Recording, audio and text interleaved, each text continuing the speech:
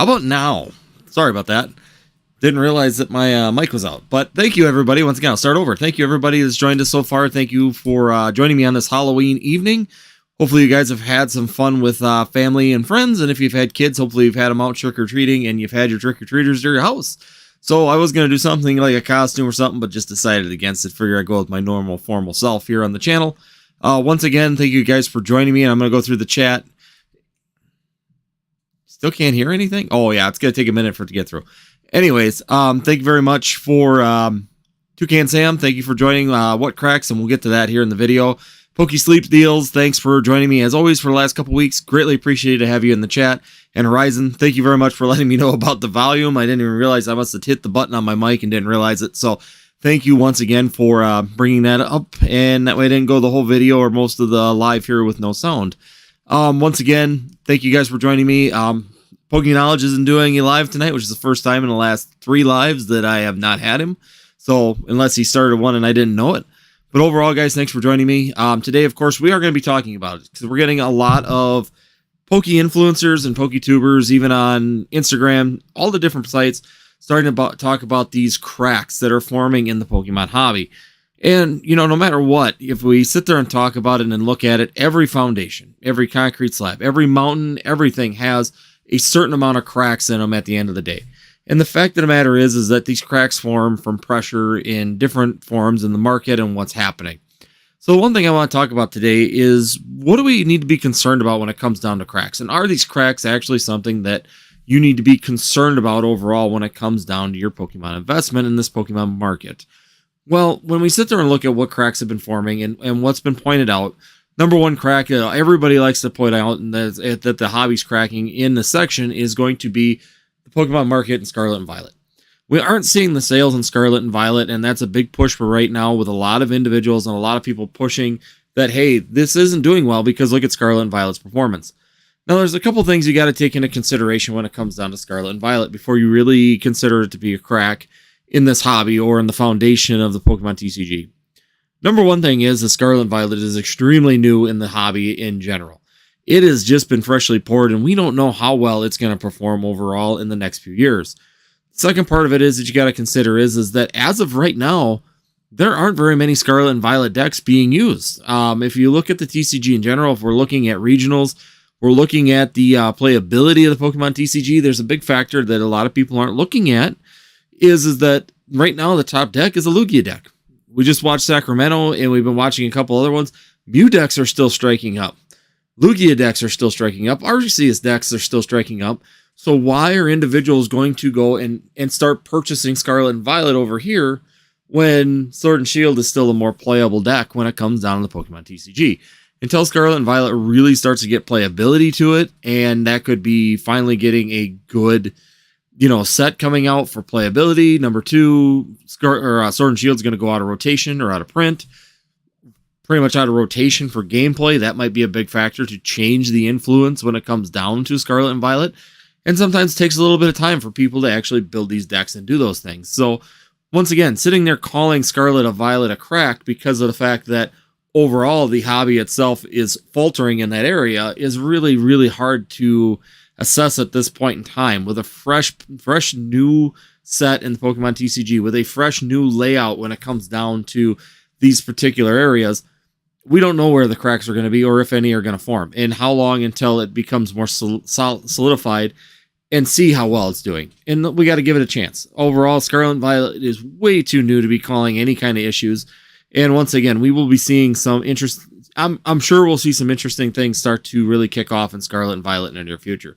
Pokemon 151 has definitely been a big help to Scarlet and Violet. We've seen a lot of people move into Pokemon 151, and of course, that's brought people back into it. I mean, recent playing, we've been seeing some really good things with the pre-release tournament. New people coming in. New people coming in is a fantastic thing to have happen in the Pokemon TCG just because of Pokemon 151. Had several people say Pokemon 151 has brought them back. First time they've opened a modern set since they were a kid, and it's a great thing to hear. That's a really good thing to see overall.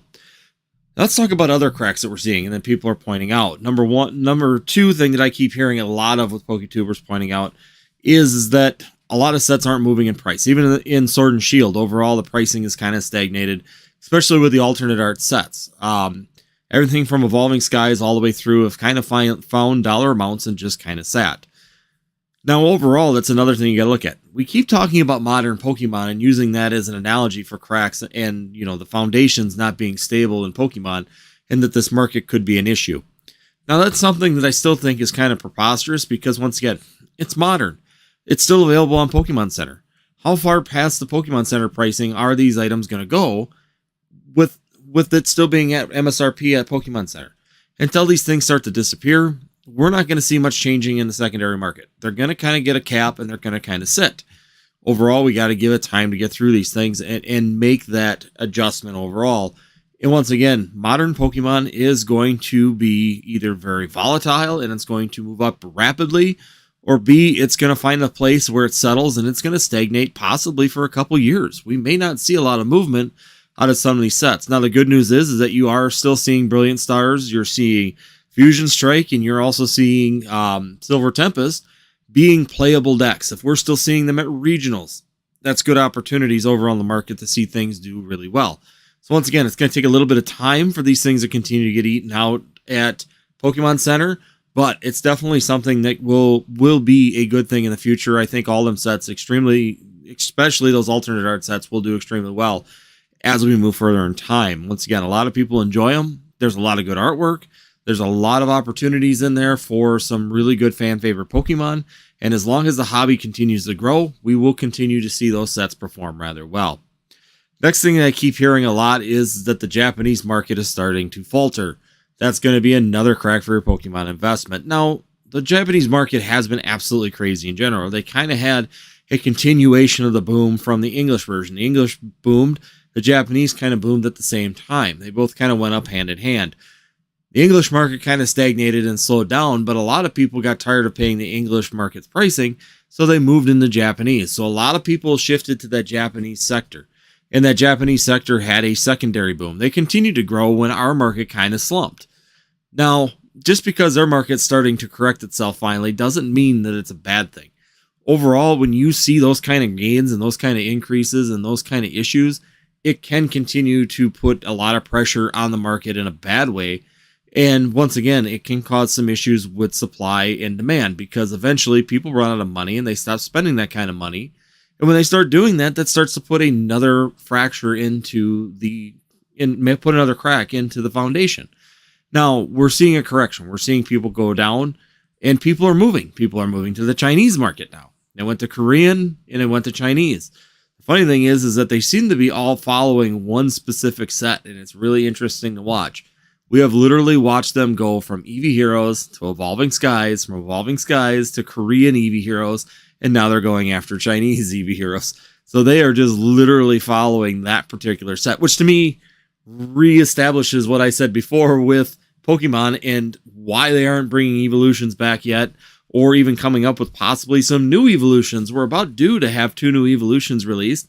Last ones released, of course, were Glaceon, Leafeon, and Sylveon. So the last 3 that came in were those 3.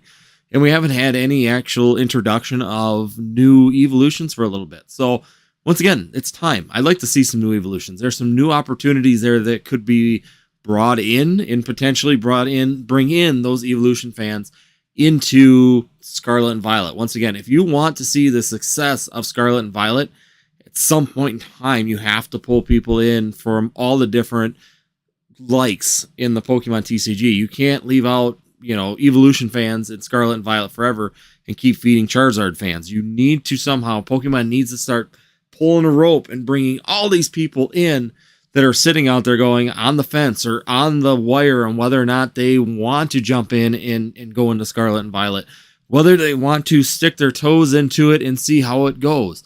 That's going to be a real question when it comes down to it, is when is Pokemon going to do something to draw in the rest of these fans? We got Dragon fans out there, Rayquaza, Dragonite. Once again, some possibly big people in this market that would be very good to bring in to the Scarlet and Violet era. So once again, we got some opportunities out there. Modern Pokemon is modern Pokemon. People are used to 400% gains in 2 years. We're not going to see that any longer. We're going to be down to your normal 15 to 25% per year. And sometimes some of the products may not move at all. They may just stagnate and stay at 0.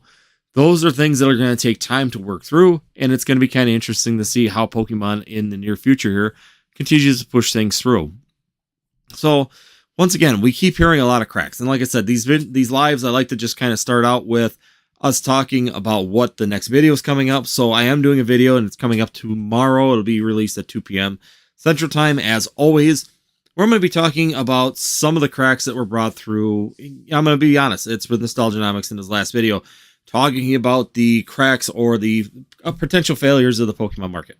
I think he did a really good video. I'm not picking on Alex at all. I think it was a really good perspective, but he said in the comments to put his counter perspective, and to be honest with you, counter perspective was a little bit long to be typing. It would have been a book. So overall, I did a video doing a counter on that earlier today, and I'm going to put that up tomorrow, and that's what the discussion was today in the live, is of course talking about these cracks and kind of going over more of them that I've been seeing people talk about when it comes down to the hobby. Overall, is the hobby in a good place? Yes, the hobby's in a great place. I think overall there's some great opportunities still in this market. It's just coming down to a normalized market. I think we're seeing some good movement. We're having some really good excitement inside of it. Pokemon 151, Scarlet and Violet 151 has really been a big fan favorite. A lot of people are excited about it. We've seen a lot of new people come in with it. We've seen some really good pull rates. The overall pricing of that set staying really high, actually, for a newly released set. We've seen increases on price from pre-release pricing, which is very odd for a Pokemon set in the last 2 years. So overall, it's doing extremely well, and it's bringing in a lot of new people into the hobby that probably have been sitting on the fence watching things go crazy, trying to decide whether or not this is the time to jump in or not. And that's exactly what they decided to do with 151, is finally pull the trigger, jump in, and have some fun and see how it goes. So once again, guys, I think that this is some really good information. I think that it's good for people to continue to hear that, yes, there are cracks in the foundation. There will always be cracks in the foundation, especially if you continue to look for them. The cracks are not always a bad thing. As long as they don't turn into fissures and open up and cause issues and continually start to break off things, and you'll see some of them do become fissures, and certain items of the Pokemon TCG might have no value left. People are not interested in them. I'm really seeing that in like V-Boxes and things like that. V-Boxes to me are really losing interest, and they're really starting to pile up at Walmarts and GameStops and at local stores. The problem is that I see people are just not interested in boxes with random packs inside of them. It seems like when people go and purchase packs now, individual booster or sleeve blisters, 6-pack bundles, ETBs sell a lot better than some of these V-Boxes, some of these boxed items. I just think that in general, people like to open specific sets, and they would rather purchase products that give them those specific sets than actual V-Boxes. So once again, when it comes down to investment, I could see that being a fissure point where those boxes will just not gain value, and they may sit for a long period of time, unless it's a really big fan favorite Pokemon, like potentially these Charizard boxes that came out. Potentially, you've got some Pikachu boxes and some other ones like that have done really well. But overall, we don't know where it's going to go on those boxes. And that's one of those pressure points that I could see someone saying could be an issue here in the near future. So overall, guys, I think that when we sit here and talk about it and look at the different cracks and things that people talk about, if you use a little common sense, you can usually work your way through them. But the problem is it's human nature. As a person, we typically want to try and find when something's going to go wrong. Mentally, we are always looking for a reason that something's going to fail. The market's doing well. It's doing too well. Things are doing extremely well and going up in price. It's going to stop. In your head, you're starting to think it's going to fail. This is going to fall apart. This is going to have issues. It's going to drop in price. I'm going to lose money. You're always trying to find that reasoning on why something's going to happen. You're always mentally trying to do that. And overall, it's just human nature, and it always will be human nature to do that. So once again, guys, staying the course, fighting your urges to freak out and run away and try and jump out of things are definitely going to be more valuable in the long run. And it's definitely going to help you be more productive when it comes down to your Pokemon hobby and trying to become more valuable in your investments and holding on to things that you really don't want to sell. So once again, just keep in mind that as you're moving forward and you continue to hear YouTube channels and people talk about these cracks and fissures. There's a few channels that I would definitely be watching. And we're really going to be probably the front lines for if we start saying it on a constant basis, not just pointing out an issue, but we're actually sitting there like, yeah, it's time to run. There are probably going to be channels like Danny Phantoms. You're going to be seeing channels like Dan at Catch 'em All Collectibles. Myself, there's quite a few. Jake at Pokenomics would have been one of them that I would say, and even Poke Knowledge Cards. All of which, if they start sitting there getting to the point where they're freaking out and saying, we need to get out, it's probably time to get out. There's probably something really major happening that we're seeing, and we'll probably all congruently probably move at the same time. So once again, some content creators are doing it for the views. Some content creators are doing it for the overall, just to push themselves forward in the channel. And that's fine. Some people will do that. But once again, you could sit there with a microscope and find a million cracks in the Pokemon hobby if you really wanted to. You could find them in graded cards. You can find them in singles and in packs. And it's just crazy. You can sit there and find so many little cracks. The ones that we're going to be more concerned about are ones that are actually opening up and causing problems. Ones that you're not seeing overall corrections, or you can't sit there and try and reason a way through it to say, yes, reasonably, this will fix the problem, or this is a reasonable solution on why this isn't an issue. So once again, that's just something to take into consideration as we're looking at things in the Pokemon hobby. Overall, are there cracks in the Pokemon hobby and in potential issues? Of course there always are going to be. Overall, certain products, no issues whatsoever. Booster boxes, ETBs, all of those things are definitely going to be considered safe and probably good longevity to them. And overall, that's where I would be putting my investments still, are staying with the booster boxes. ETBs, even ETBs are a little bit slow. Booster boxes, more than anything, have still been a really stable investment strategy in the Pokemon TCG. They've held their value, and they continue to hold their value. So once again, just want to point these things out and definitely talk about that at the beginning here. Like I said, off with my rant now, and I'll move on to the chat. If anybody's got any questions, I'm going to hang out. Like I said, I'm going to do 1 hour, just like normal. We'll be out of here about 10 o'clock. If nobody's in the chat, we'll bug out earlier. I'll leave it up to you guys now for where we go with the rest of the day. I don't have Friday's video. I'm going to be honest with you. I got a couple concepts for Friday's video. Let me know in the chat or in the comments afterwards if there's anything that you guys particularly want to be discussed or me to do more research on, and I can pull some information on it. But right now I really don't have a concrete video for Friday. I would normally kind of cover that in the live, but I've been slacking a little bit this week, and there's a couple concepts that I've got, and I'm trying to decide which one I want to do. So going over to the chat here, like I said, we got Kanye, yo, what's going on? Nice to have you here. Thanks for joining. Have you been grading any cards? I have not been grading a ton of cards right now. I've been sending out my normal, here or there, some playability ones. I've actually been grading a few more coins than I have been cards, which is interesting. Actually, I've been seeing more plays in some of the coins. So, like I said, a couple weeks ago, I sent out the tins, had the different energy coins inside of them, and I picked out some of the ones that didn't have scratches and were really clean from the Pokemon 151 tins. Once again, it might be a play, it might not be. Overall, I think they're really cool looking coins, and when I get them, I'll display them here. But overall, I think that it's going to be something that I think will be a little bit of a play. I don't think it's going to be a big money-making play, but I think it'll be really cool to have. Let's see. Pokesleep Deals, thanks for putting up some chats here. Cover Japanese dying. Yeah, I could do that. That's one of the ideas that I had. Was looking at the Japanese market. I've been kind of tracking it a little bit heavier the last couple weeks, trying to, really make sure. The problem is with Japanese, and a difficult thing about Japanese is overall, it's very difficult to get all the information that you want. And that's the problem with not being there. And I only have really one source that lives there. Trying to really get everything in a line and be sure that I cover everything where the information's right is the most important to me. So once again, it's something I've been working on and really looking into, but trying to make sure all the information's lined up has been the more difficult part of that particular video. So that might be a good one to finally just do it and go over what information I have on it and kick it out here on Friday. That might be what I'll do. That might be a good one. What's that? I've noticed the market has taken a dip.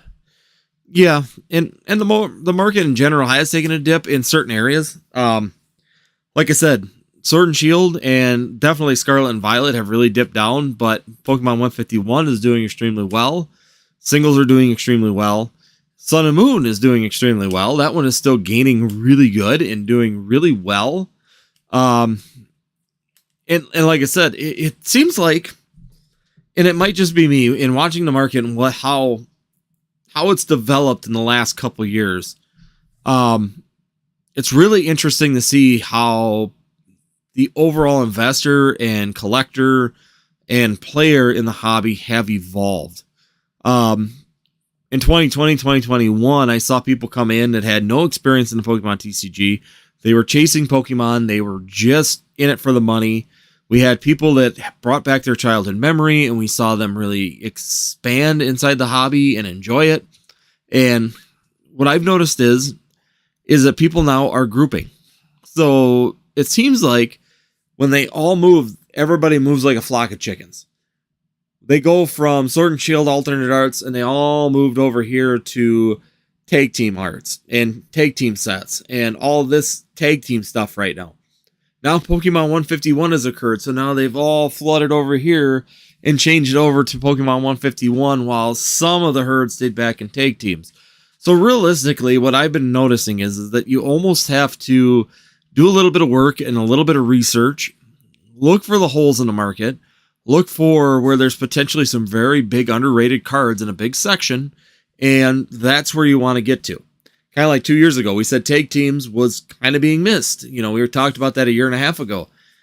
Tag teams are really being missed. Nobody's really buying tag teams, but tag teams could potentially be very valuable.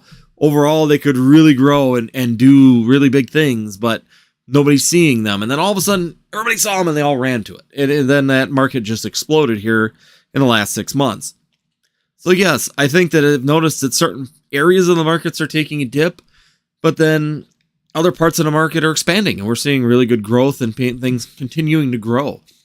So yeah, I mean, it's just interesting to watch the overall enthusiasts and hobbyists, collectors are really driving that movement and where they're going, trying to predict that movement. If you're in the singles market, if you're trying to stay ahead of it and you're trying to make money rather quickly in the Pokemon TCG, trying to predict that is going to be the key overall to growing quickly a collection or a treasure or a bank of money that you want to use for your Pokemon collecting and investing side of things. So it's more difficult. It's not everything. Not every product's going up in price. Everything's hitting ceilings and kind of stalling out. Even Evolving Skies hits a ceiling and stalls out. So once again, yes, some areas may seem slow or taking a dip, but I think overall it's just moving, and it's clustering into areas, and then you're seeing these small little pop-offs of really big price changes and uplifting. Pokesleep deals. Let's see, putting some money on the... Oh, sorry. Haha, no problem. Yeah. Like I said, it's something I've been doing, and I was going to pull a trigger, and I think it's time. Kanye... I've been putting some money on the Chinese market because it's much more affordable, and that's where I think we're going to see the Chinese market kind of go up in price because a lot of people are doing the exact same thing. It's more affordable. You can get some of the cards as long as you're after it for the artwork. So if you're in for Moonbreon and you really don't care about the language, Korean was reasonable. Now Chinese is reasonable. You can do some really good things on these markets and potentially see, if you're just looking for a card, and you're looking for the specific artwork, I want a Moonbreon, and you don't care the language, why not? Why not get the Chinese version? If you're looking at it for an overall long-term investment, English and Japanese are still probably going to be your two safest languages to go with. But once again, Korean is doing rather well, and if that market continues to expand, it could become more valuable also. Same thing with Chinese. You think about the size of the Chinese market, how many individuals you have, and if even 1% of those individuals become Pokemon fans and how much potential growth there is in that Chinese market, it is astronomical to think about the profitability of that particular market, if it's continued to be successful And as long as the Chinese government doesn't cut it off for some reason, and that's the other gamble you're playing with the Chinese market is Chinese, they worked really hard with the Chinese market and the government to get into it. They finally got into it. Now that they're into it, it's going to be really interesting to see overall if they can remain in that market, if they're not going to have the issues with that market, and whether or not it's something that's going to retain value in the long term. That's the gamble you're playing with Chinese right now, is the overall long-term viability of that particular market. Let's see. Pokesleep deals. All their languages will die out as fast as they came in. Even the original language is taking a dip. English seal is the way to go. Well, yeah, I mean, you think about it. English has still been really solid. Japanese has still been really solid. Overall, it's doing really well. I think that there's some really good things in both markets. Like I said, the other ones are gambles. You're really taking a gamble on whether or not Pokemon can retain that market. Like I said, to me, the Chinese market has got probably the most potential. If you're looking at an actual big investment, I'd be looking at the Chinese market, because if it holds and you think about it, if they can get a 0.5% growth in that market every single year on new releases, that is a lot of freaking people. That is a lot of people to be joining a hobby to try and supplement cards for. And that's part of the video tomorrow too. I'll talk about what the upsides are of these potential markets when they get into them, if they continue to grow. Disappointed with Scarlet and Violet. Wouldn't be surprised if it ends up being worth more money long term if less people buy it. But it seems lackluster compared to Sword and Shield. Hype is gone. Yeah, absolutely, Verizon. That's the biggest issue is that we see this every time you cross into a new generation. It's been like this since the beginning of Pokemon. I can tell you, going from Gen 1 to Gen 2, Neo sets did not perform as good as they do now. Neo sets were good. They were good for playability. Collectability and excite and hype were pretty much gone by that point in time. So once again, we see this transition period. People need to get into the new starters. People need to get into the new game. The other thing is that the TCG has to grow the actual playability. And that's something that we have not seen take hold yet in TCG itself. We have not seen them grab hold yet and actually start to grow and actually create the playability. When you sit there and watch regionals and the top 8 decks, I believe 6 of them out of the top 8 were Sword and Shield decks, 4 of which were Lugia decks, and one was an Arceus deck, and I think one was a Mew deck, or maybe there's 2 Arceus decks when you looked at the Sacramento regional. That says it all right there. You cannot be competitive yet with a Scarlet and Violet deck, which means you are not bringing game players into buying those cards, which mean there isn't any value. Yes, some trainers are used. We've seen the Arceus and the Lugia deck both have Scarlet and Violet trainer cards, but trainer cards are not where the value's at. The Lugia card is where the value's at. The Arceus Rainbow Rare, the Arceus Alternate Art card, the Lugia Alternate card are valuable because they're also playable and they create really strong decks. We look at Fusion Strike.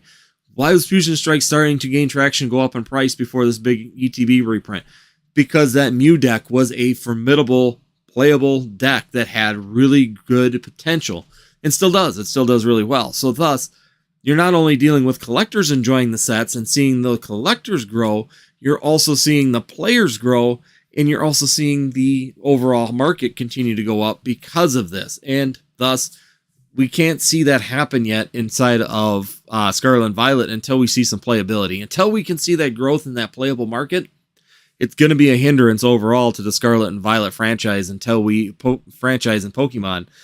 So hopefully either A, they're going to go out of rotation eventually. You're not going to be able to use a Lugia deck, which would really suck if it took that long for Scarlet and Violet to be used.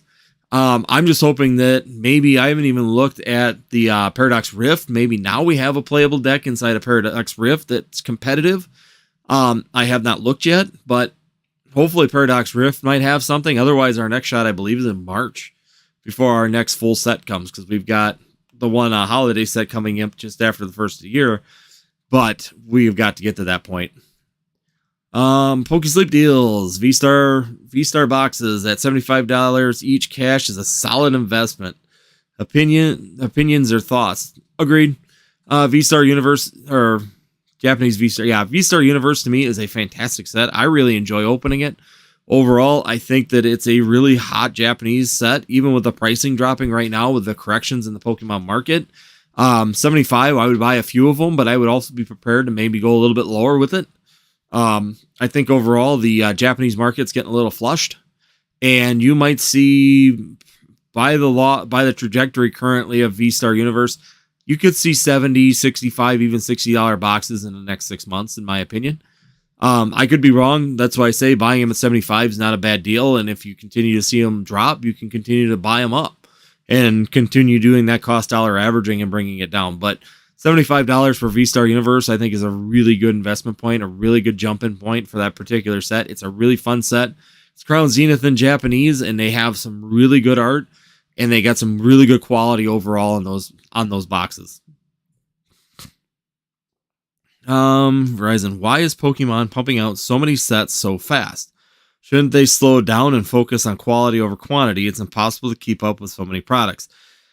So I'm going to cover that a little bit more tomorrow, but nothing's changed really in the Pokemon's output in the last 8 years. I mean, I'm going to be honest with you, since I've been back since Sun and Moon, it's been this way. You get 4 sets a year and a holiday set minimum every single year. Every 2 to 3 years, you get an extra one. So in 2021, we got celebrations as a extra. This year, we got Pokemon 151 as an extra. We're going to be starting 2024 with another one here. So once again, it's not them pumping fast. I mean, you go back to 2021 and you look at the release time frame from Chilling Reign, Evolving Skies, Celebrations, and Fusion Strike. We had 4 sets in 5 months.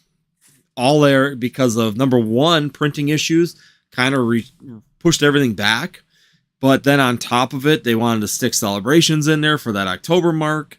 And it's just, it's not uncommon for this to happen in Pokemon. The difference is right now, we don't have the hype and the FOMO that we had in 2021, where even then, I was buying booster boxes dirt cheap. I bought Evolving Skies for $99 a box, $104 shipped to my door with tax.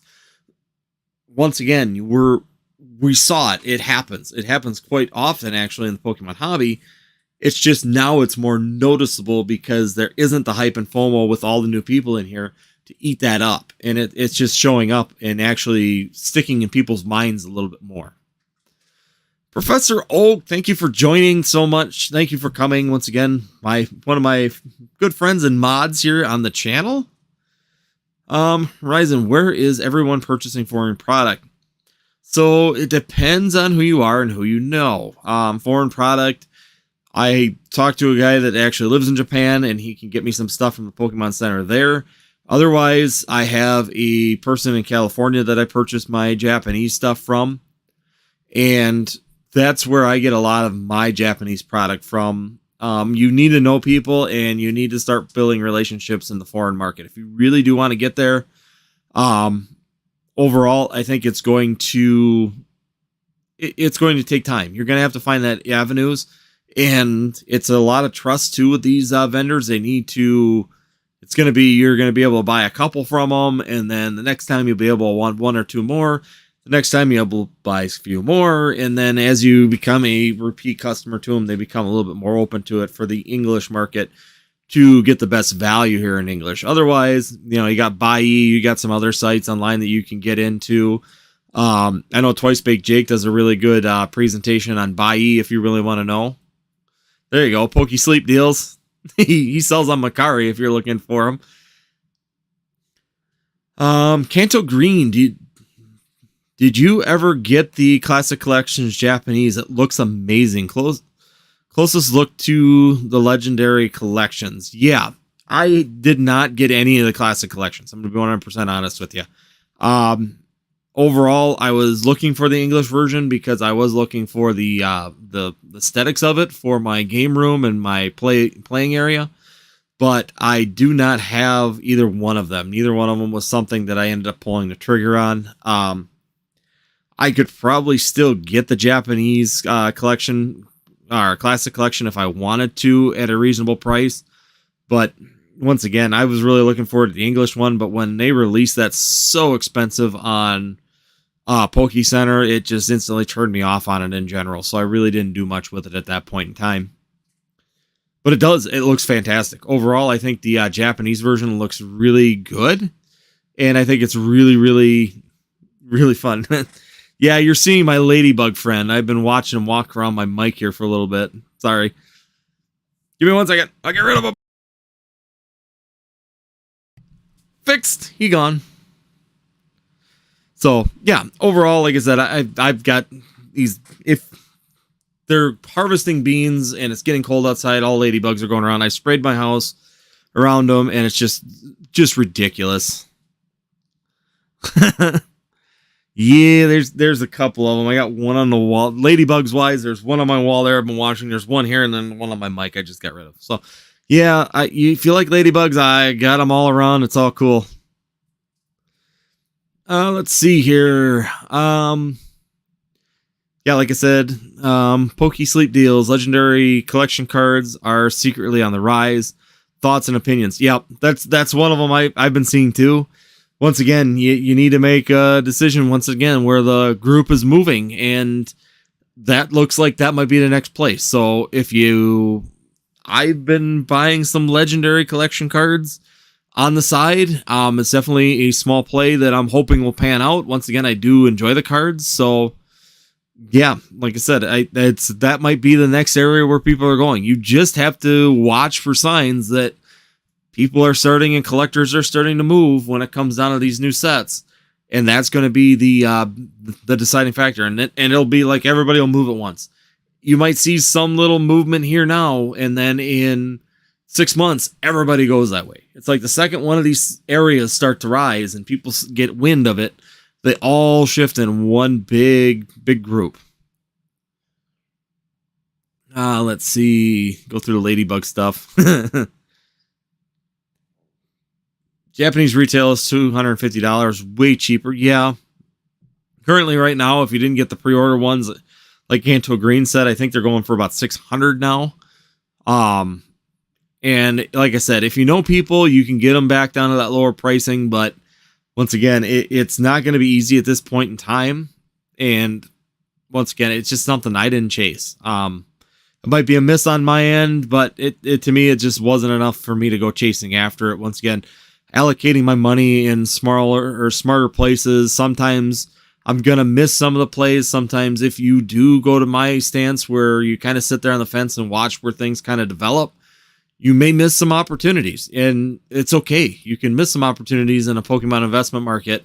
And yeah, it might have been $1 million deal at some point down the line. But once again, if you made a more safer play, and you could actually do really well either way. So to me, it was just not worth fighting over and trying to get into it. I don't have good enough contacts in the Japanese market to get anything besides what I wanted to have for myself. So at that point in time, it wasn't really worth chasing after pursuing. Horizon, what are your thoughts on Pokemon Center ETBs selling, putting for new sets, but Pokemon Center Sword and Shield ETBs still sitting in stock after so much time? So, okay, going down to Pokemon Center ETBs. I'm going to go over this. When it comes down to it, the Pokemon Center ETBs are going to hold a better value in general, in my opinion. Even the Pokemon Center ETBs and Sword and Shield have an issue because they kept reprinting them. They kept reposting them up.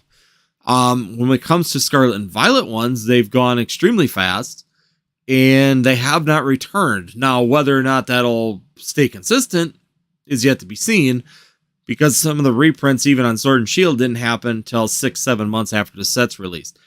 Another factor on why they don't sell very well is that when you get 6-7 months away from the release date, people tend to lose interest in that set and are already one set, whatever's out now, and also looking to the next set that they just released the information on. So once again, ETBs will sit in stock. Even Sword and Shield, the Pokemon Center Sword and Shield ETBs will sit in stock for a long period of time because there's just not the interest in them. Overall, the interest is just lackluster by the time they put that reprint out there. Now, once again, are they going to reprint the ones from Scarlet and Violet? We don't know. We haven't seen base set ones come back, and here we are about 10 months into the year. Let's see it 1 year. If we don't see them, that might be a deciding factor at that point in time, whether or not they're going to reprint them. If they don't reprint them, I think that the Scarlet and Violet Pokemon Center ETBs are going to do extremely well overall in pricing in the near future. Pokesleep deals. What's the next play? I'm getting smarter at reading plays. Like you said, the Legendary Collections one is one that I'm watching really closely right now. Like I said, the other play that I've been kind of seeing a little bit of movement on, now I don't know if it's going to pan out to be anything, are the older EXs from all the way back in EX era, like back from 2005 to 2006 era Pokemon sets. I've been seeing some of those ones now. Once again, I think it comes down to people are typing in, Gardevoir EX, and this is popping. They're typing in that EX with a little EX, and people are seeing the older EX cards, which is something I talked about previously that I thought might be a play, is that in the ones from XY era are slightly ticking up, some of them. So once again, I think there's some potential opportunities there. It's really going to matter to see where they go. Legendary Collections seems to be doing a little bit more movement lately, which means people might be trying to position themselves in there and trying to snag them on the down low, but there's a lot more sales on those recently than I'm even seeing on the EX versions of cards. So I'd be watching the Legendary Collections. Also going all the way back down to the EX cards are definitely something I'm watching also, just because I'm seeing some sales and seeing some movement on those particular cards. Let's see here. We're gonna go. Yeah. Gonna go down to this one. What is your thoughts on? Oh, sorry. Why is English Pokemon so expensive? English Pokemon is the largest market. That's pretty much why. It's the largest market coming out of Pokemon. It covers 3 continents, because you've got the North American continent, you've got the British, Britain, and European market for English over there, and then you also have the Australian market. So obviously we've got the biggest market in English, and that's why a lot of people are in it. There's a lot of transactions. There's a lot of people looking for things. There's a ton of collectors in it. And once again, it's a very broad market, and cards are moving all over the place when it comes down to English. That's why Japanese is second. Number 1, it's the original. And number 2, it's probably got the second biggest market currently in the Pokemon TCG. Now, that could be corrected with the Chinese market coming into it, because Chinese could really overwhelm both markets extremely quickly just on population. They have so much more population than both the English and the Japanese market combined that they could definitely become the biggest market by far, but that doesn't necessarily mean that they're going to overcome the pricing of English. What are your thoughts on pack grading? Have you tried sending any? No, I have not tried sending any. I have considered it. But I have not pulled the trigger. Whatever reason, I just cannot get myself to pull that trigger and actually go into it and actually do a pack rating. I'll probably do it eventually. I think that there's some good opportunities on some of the pack rating. The problem is with pack grading that I have is it's very difficult in my eyes to see how they grade a pack. It's not like a card where I can sit there and go underneath the black light and go, no scratches, no, it's clean, no whitening on the edges, the centering looks good, everything looks clean, and send. And then I know that it's going to come back probably with a 9 or a 10. I can't do the packs. I don't know what I'm looking at. I don't know if I'm sending good packs. And the price of it is very, very difficult for me to finally just pull the trigger and do it. And I'm just going to end up one day doing it and seeing what happens. Thoughts on buying $25 PSA 10 slabs? Is it worth it? Depends on what it is. I mean, overall, I mean, it depends on the slabs. PSA 10s in general are going to do the best out of all the grading, but it depends on the saturation point. It depends on fan favorite Pokemon. I mean, if you're pulling, some random Pokemon like garbage.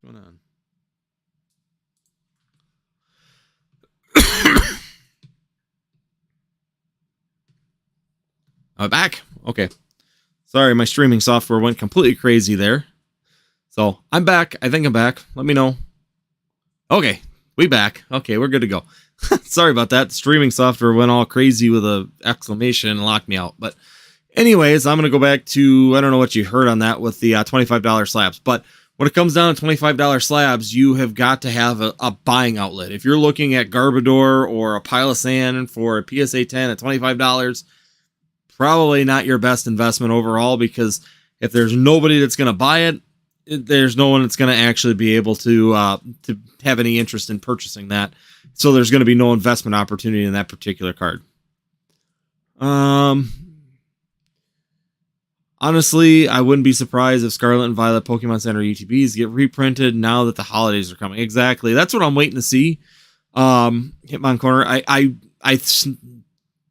if they don't get reprinted, if we for some reason have this really low amount that's released and we don't get a reprint on it, they could be very valuable. I'm going to be extremely surprised if we make it through the holiday season here and we don't see some of these come back as a reprint. The one factor that might come into it is that the Scarlet and Violet ones, they do that promo card inside of it. Maybe they're trying to reduce the number of them promo cards out there also with the Pokemon Center ETB. I don't know what they're doing. It's going to be hard. I still have a hard time believing that what they did with Sword and Shield, that the only ones that they didn't reprint that I remember are Chilling Reign and the Evolving Skies ones. I think they did a small restock of Evolving Skies Pokemon Center ETBs, but all the rest of them have gotten reprints on those and have almost always maintained stock in the Pokemon Center for those particular ones. So overall, it's going to be really interesting to see. Let's see. Tag Team to the moon in 5 years. Yeah, I think Tag Team is going to go up, continue to go up pretty good in price. I think it's going to stagnate here for a little bit. Dark Confident, 12. I think it's going to stagnate just because everything in the Pokemon TCG seems to go in stair steps. One goes up in price, it hits a point, and then it stops. And then it moves somewhere else, and that goes up to a point, and then it stops. And then it moves over here, and it goes up a little bit, and then it stops. So, yeah, it's going to be kind of interesting to see overall where that's going to go. Pokesleep deals, 0506 EX cards, yes. That's the other one your mind reader wrote. Yeah, then that's one that I've been watching too.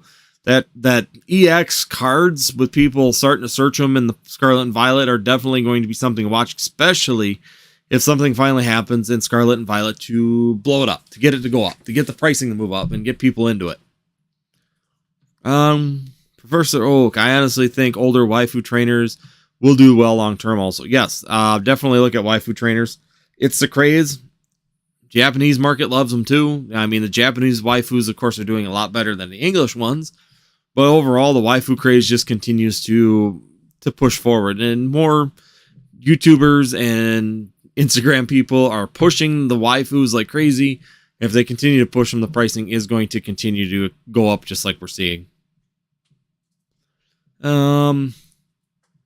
Yep, I think the OG Skyla, that OG Skyla, I think is a really slept on card. I purchased a few of them here recently, and I think that it's a beautiful card. Also, some of the early Sword and Shield ones. I still think that there's a lot of those waifu cards that people are not purchasing that are probably slept on a little bit. People are really stuck on the Lily and the old Sun and Moon set ones, but I think some of them early Sword and Shield ones too are kind of sitting there in the shadows right now. Horizon, why the Vivid Voltage poster in the background as opposed to a different set?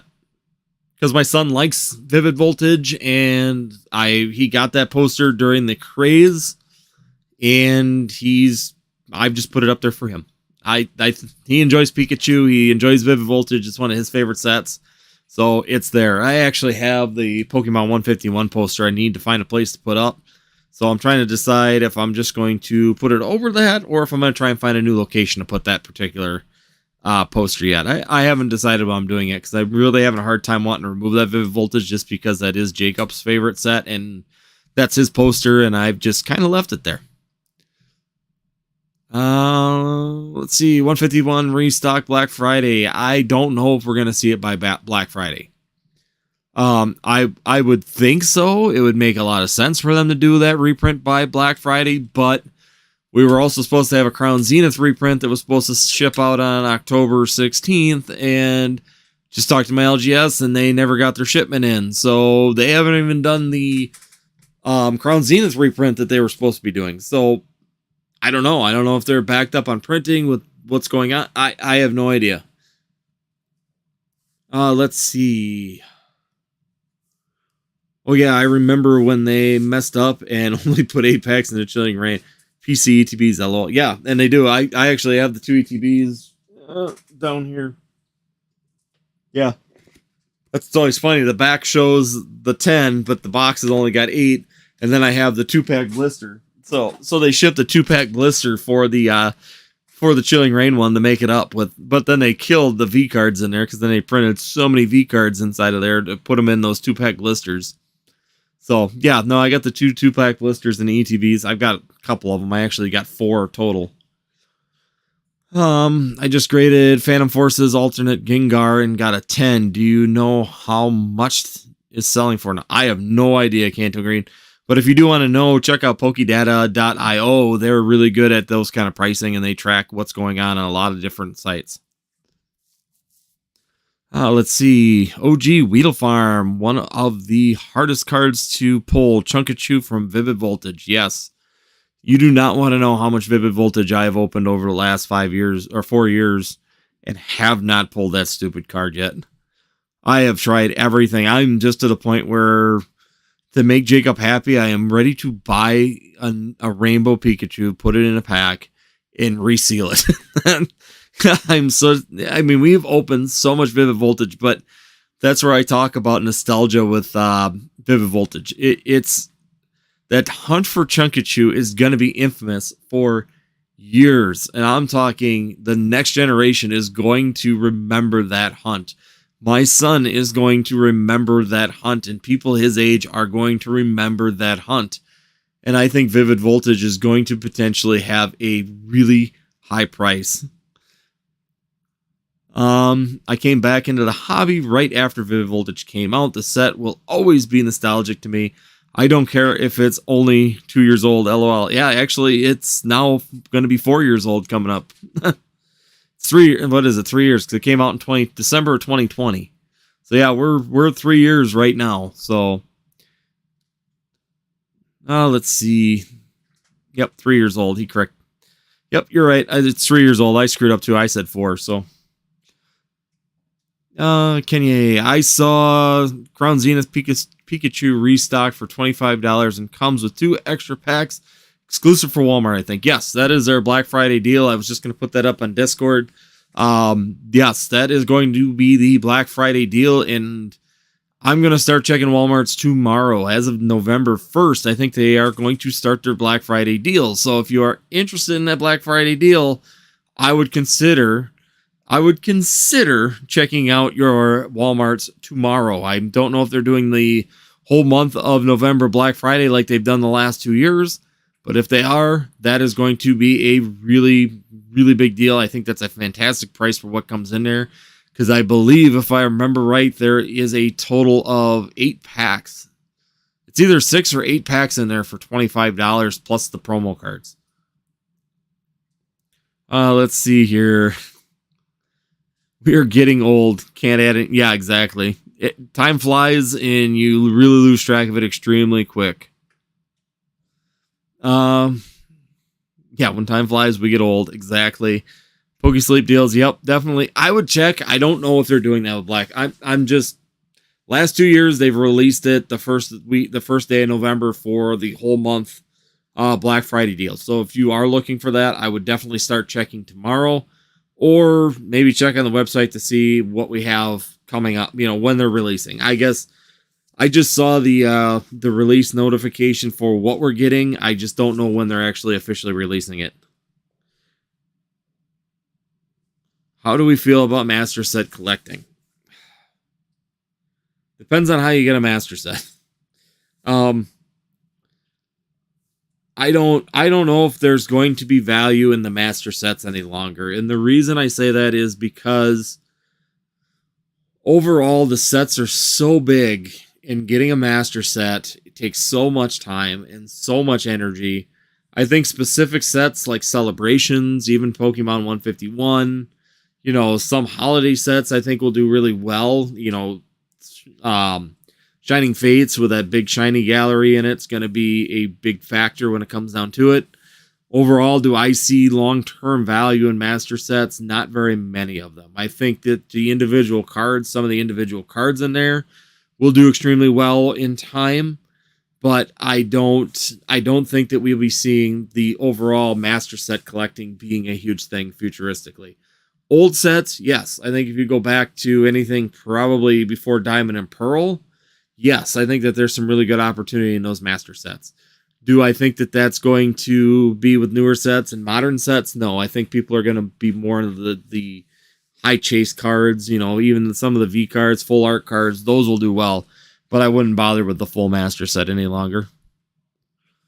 Let's see, PokeSleep deals. What booster box do you think can potentially reach $200 first? For example, Chilling Reign versus Fusion Strike.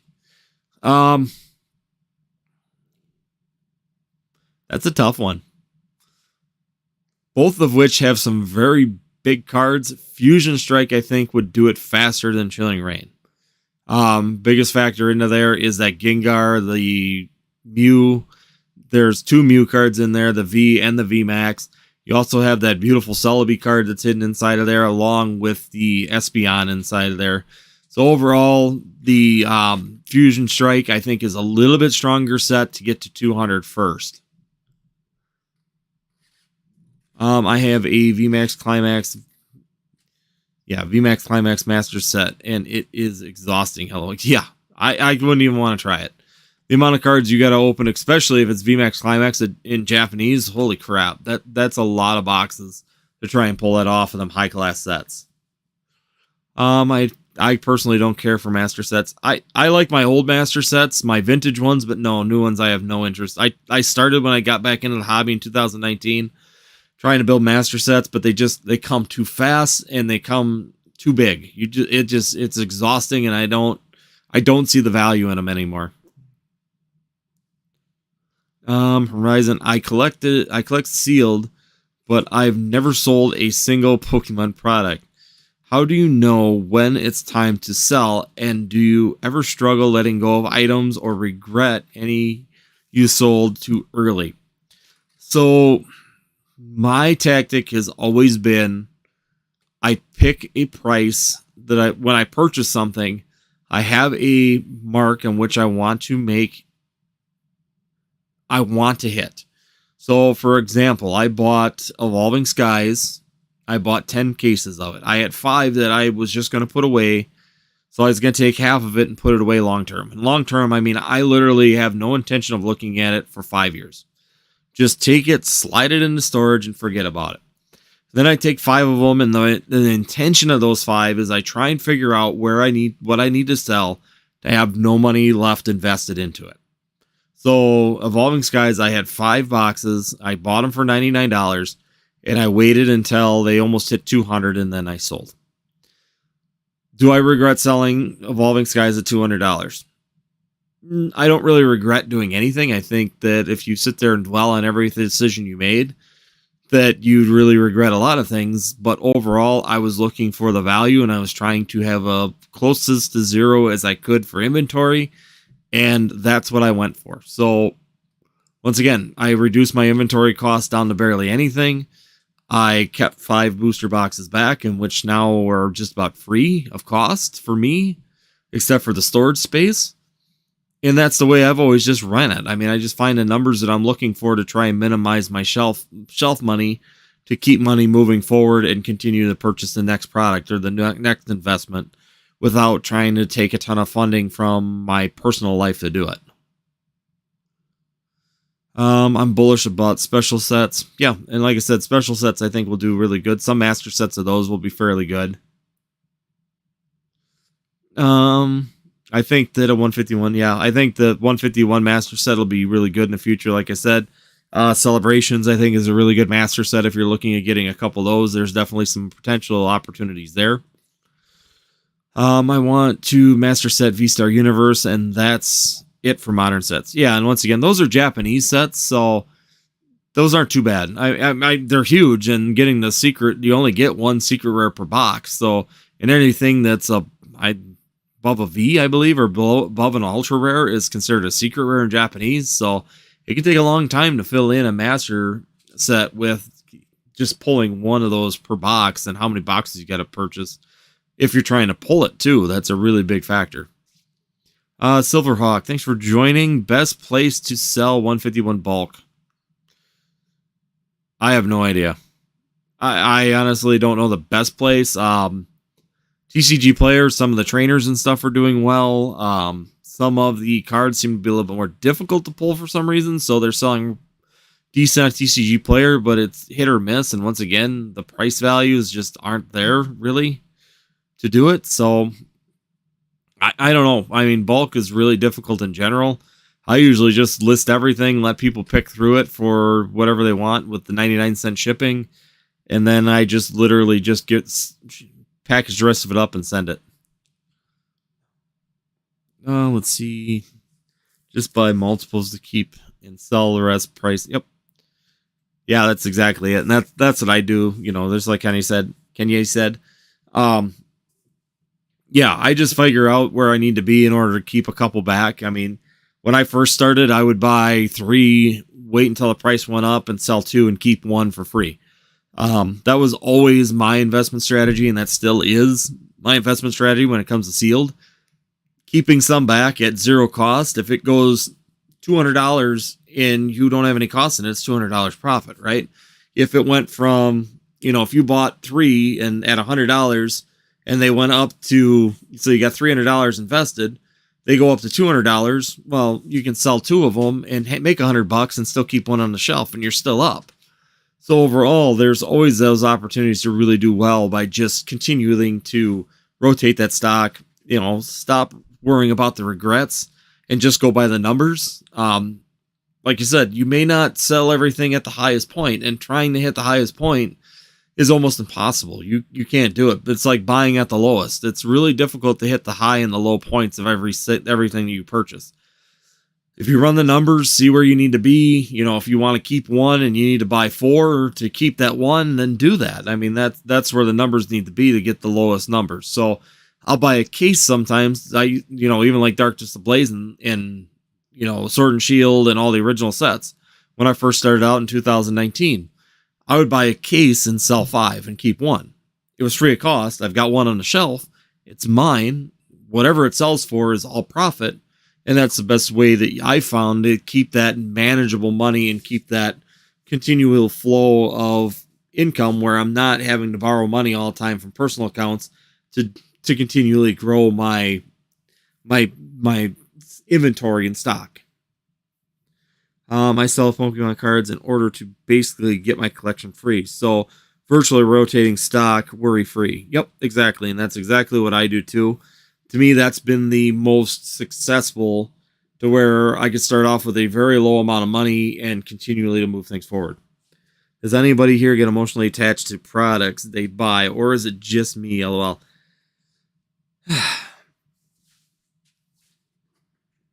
Yeah, you can get emotionally attached. So I've got, the EV premium, Japanese EV premium collections right there.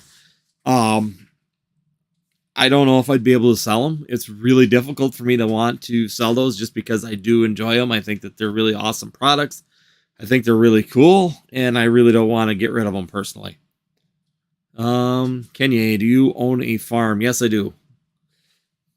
My brother, dad, and I own a farm, and then me and my wife also own a farm. So I've got a small family farm that we do inside of our big farm. So we got a big 200 head beef farm right now. So other than that, guys, we are past 10 o'clock. So as general, I'm going to call it quits for the night. Granted, thank you everybody for coming out. Definitely enjoyed the questions. Really good conversation. A little bit more active. A little bit more activity now that Pokemon Knowledge wasn't here. One more question here. I just got a quick one.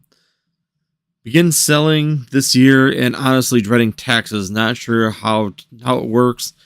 And tax fraud is low-key just get an accountant. I'm going to be 100% honest with you. I tried doing this stuff all on my own for a long period of time, and hiring a good tax accountant. We have a business accountant. I just use her. Tell her what I'm doing. She looks at me like I'm crazy, but she gives me the best advice. She had me set up my business plan and my business accounts the way that I needed to not fear, the whole tax things by making a business or a sole proprietorship. It definitely gives me the options to be able to do those things, and have opportunities. Oh yeah, you're welcome. I enjoy going through all your guys' comments. You guys have some really good things. I enjoy going through them and trying to answer to the best of my knowledge anyways. Can you cover this over the next video? Oh, the taxes? I actually did a video about that. I could actually, let me link it in the description. I'll have to go back and dig it up, but I'll link it in the description on the taxes, how I personally set that up. So other than that, guys, like I said, I'm going to call it quits. I got some editing to do tonight to try and get the video up for tomorrow. And then once again, guys, thank you guys for joining. It's been greatly appreciated for you guys to come out. Definitely great to see enough viewers out here to have a really good conversation about things. Once again, if you guys do want to help and support the channel membership is 99 cents. It really does help me out a ton to just have that constant income to build the channel and continue to upgrade and make things better overall. If you guys do want to be generous, definitely hit that and join.